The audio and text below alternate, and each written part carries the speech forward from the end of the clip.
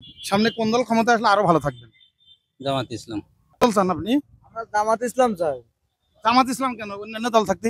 আসসালামু আলাইকুম ভাই ব্রাদার, কি খবর সবার? দর্শক, জনমত জরিপ, কে যাচ্ছে ক্ষমতায়, জামায়াত নাকি বিএনপি? দর্শক, এইবার একটা জনমত জরিপের ভিডিও আমাদের কাছে আছে, আমরা দেখাবো। সেখানে জনগণই ফয়সলা করতেছে যে তারা কাকে ভোট দিবে। একেবারে সাধারণ জনগণ, একেবারে নিম্ন শ্রেণীর জনগণ, মানে যারা আপনার দিনে আনে দিন খায়, হ্যাঁ, একেবারে সাধারণ জনগণ। আপনারা দেখতে বুঝতে পারবেন। চলুন আমরা সেই ভিডিওটা দেখে আসি, এরপর আমরা কথা বলবো। সামনে কি আপনি বিএনপি কে ভোট দিবেন না ইসলামিক দলকে ভোট দিবেন? যেটা দেশ সেখানে শাসন কিংবা আমরা যেভাবে ইসলামী আইন অনুযায়ী চলতে পারি সেইভাবে আল্লাহ তার ভরসা করে ভোট দেবো। জি জি। দল চান আপনি? আমরা জামাত ইসলাম চাই। জামাত ইসলাম কেন, অন্যান্য দল থাকতে? অন্য দলে তো সন্ত্রাসী করবো না তো। এই বয়সে 2-3টা মামলা অন্য দল করি। জামাতে আনেন।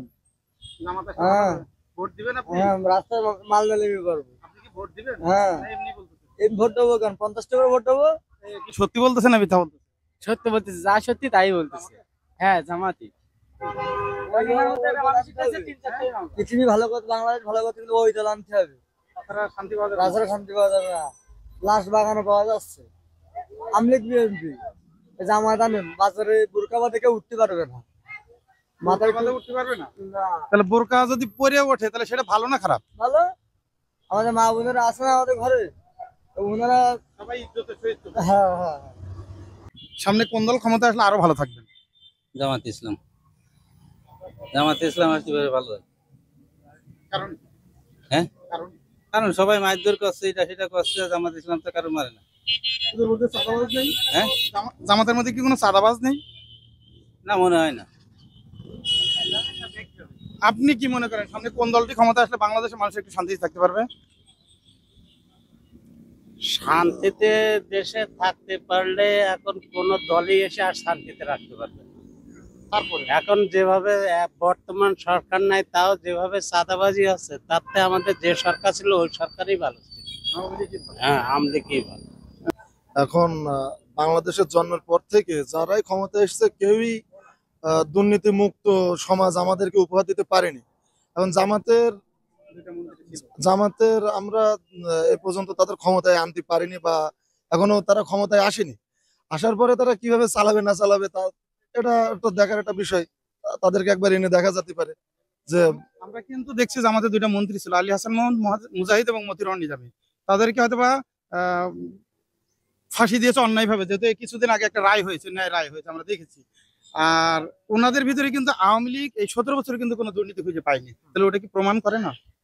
এখন এটা তো আসলে জামাতকে এইভাবে দাবায় রাখা হয়েছে ইন্ডিয়ার পরামর্শ। আমরা সুষ্ঠু একটা নির্বাচনের পাশাপাশি এটাও চাই যে যে দলই ক্ষমতায় আসুক ইন্ডিয়ার বলয় থেকে আমাদেরকে বেরিয়ে আসতে হবে। কারণ ইন্ডিয়া চায় না আমরা ভালো থাকি। ইন্ডিয়া আমাদের বন্ধু রাষ্ট্র একটা তকমা দিয়ে ওরা এই বাংলাদেশটা জন্মের পর থেকে আজকে যত অশান্তি সবকিছুর মূলে ইন্ডিয়া। আমরা ইন্ডিয়ার বলয় থেকে বেরোতে চাই, ইন্ডিয়ার আগ্রাসন থেকে আমরা বেরোতে চাই। আমাদের দরকার নেই, ইন্ডিয়াকে আমাদের লাগবে না।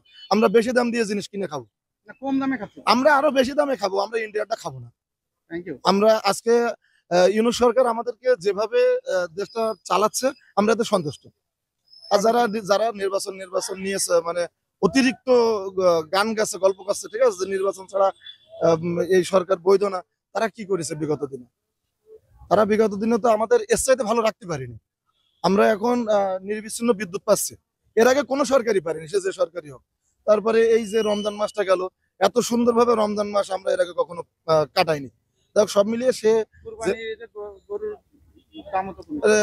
কুরবানির যে গরুর দাম কমেছে, তারপরে চামড়ার যে একটা ব্যাপার ছিল, এই চামড়ার দাম, চামড়া শিল্পটা তো ভারতের চক্রান্তে ধ্বংস করা হয়েছে। হ্যাঁ, ভারতের চক্রান্তে চামড়া শিল্প ধ্বংস করা হয়েছে।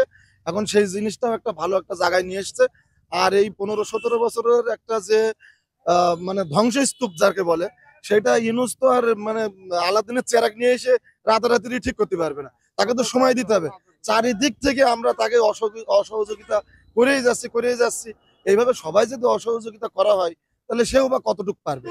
তার ভেতর থেকেও সে যতটুকু করেছে আলহামদুলিল্লাহ, আমরা তারও দীর্ঘায়ু কামনা করি। সে আল্লাহ তাকে সুস্থতা দান করুক। সে আমাদের জন্য যথেষ্ট করেছে। সামনে যারা আসবে আমরা চাই তারাও যেন এইভাবেই বাংলাদেশটাকে এগিয়ে নিয়ে যাওয়ার পক্ষে কাজ করে, আমরা এইটাই চাই সাধারণ মানুষ। দর্শক আপনারা এখানে দেখতে পেলেন এই জনমত জরিপের ভিডিওটি। তো এখানে বেশিরভাগ মানুষই চাচ্ছে জামায়াত ক্ষমতায় আসুক। তো আপনারা দেখতেই পেলেন, আপনার মন্তব্য আপনারা লিখে যাবেন কমেন্টে। আমি এখানে আমার ব্যক্তিগত মতামত দিব না। আসলে এরাই তো আর সব জনগণ না, জনগণ তো 18 কোটি 20 কোটি মানুষ, তাই না? তো এখানে তো কিছু মানুষের পার্সেন্টেজ হিসাবে জনমত জরিপ নেওয়া হয়েছে। তো জনগণ যাকে সমর্থন করবে সেই ক্ষমতায় আসবে, সেই রাষ্ট্র পরিচালনা করবে।